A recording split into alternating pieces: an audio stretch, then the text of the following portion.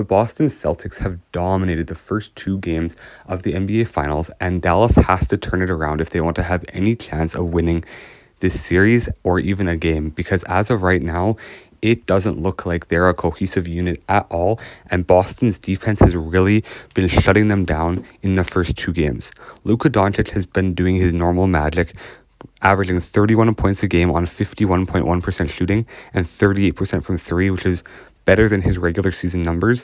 And he's been honestly very effective despite having a rough patch at the end of game two. But he's been very, very good for this team. But outside of him, no other Maverick has stepped up to ease the load off Luka Doncic, and that's why they have lost and struggled so mightily in these first two games. PJ Washington is their second leading scorer with 15.5 points per game, but he's averaging 12.5% from three on 4 attempts, and Kyrie Irving has been even worse, averaging 14 points per game on 35% shooting from the field and 0% from three, not hitting a single three on 8 attempts so far, averaging 4 attempts per game from the three-point line in the NBA Finals. And Kyrie has been one of the most reliable second options in the entire league this year, and before this series, there was talks that this might be the best backcourt in the entire NBA. But in this series against Boston, Jrue Holiday has shut down Kyrie Irving and forced him into tough shots and run him off the three-point line as well. And Kyrie is a guy who gets momentum early in a game, and that momentum can make defenses pick between either him or Luka, and whoever the defense is attracted to, the other player will get open, and then that also frees up their teammates for better looks. But the defense of Jrue Holiday has been incredible throughout this first couple games, and honestly, the entire Celtics team defense has been elite as they've run these shooters off the line and gotten in their heads and got them out of rhythm, as the Mavericks coming into the series were one of the best offenses, if not the best offense in the entire playoffs, and this offense has dried up and gone stagnant throughout the first two games of the NBA Finals. And that is credit to the Boston Celtics defense. And have the Mavericks missed open shots? Absolutely. But when your rhythm is disrupted, open shots don't feel so open anymore. And the Boston Celtics have played incredibly defensively and offensively through the first couple of games.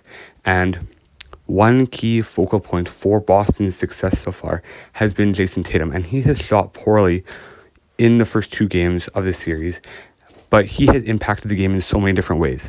Offensively, he has been a facilitator, and in the last game, he had nearly a triple-double and was only one rebound shy.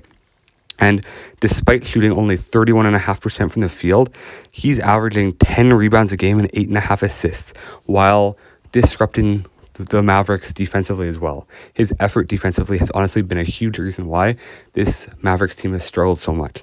And then you have Jaylen Brown averaging 21.5 points a game and Jrue Holiday averaging 19.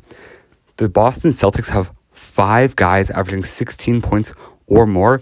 And then when you add in Al Horford and Sam Hauser, both averaging 7.5 and 5 respectively, this team has had scoring depth all the way throughout, which is something that the Dallas Mavericks have not. And Dallas only has one guy over 16 points a game, while, as I mentioned before, Boston has 5 guys over that 16 points per game mark. And Dallas's 5th best scorer is at 8 points a game in Derrick Jones Jr., which just shows the lack of depth scoring that the Mavs have had this series that they did have last series. Against the Minnesota Timberwolves in the Western Conference Final, this was a much different team as PJ Washington was shooting well from the three-point line. Kyrie Irving was playing some of the best basketball we've ever seen. And Daniel Gafford and Derrick Jones Jr. were playing excellent as well. Derek Lively has also taken a huge step back and just hasn't been as much of a difference maker for this Mavericks team as he had been in the last series. But I think this series will not be a sweep, as Dallas is still a very talented team and they're in the finals for a reason. So I think that they'll win at least one, if not both of the games at home. But as of right now, they need to make some huge changes because they are getting outplayed and out-hustled on both ends of the floor so far throughout the series.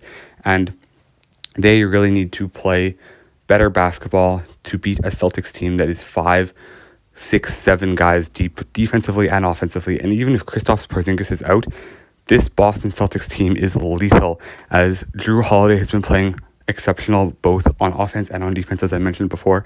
Jaylen Brown is playing amazing. And if Jason Tatum starts shooting the basketball like we know he can, this team will be very hard to beat. And we haven't even seen Boston at the peak of their powers yet.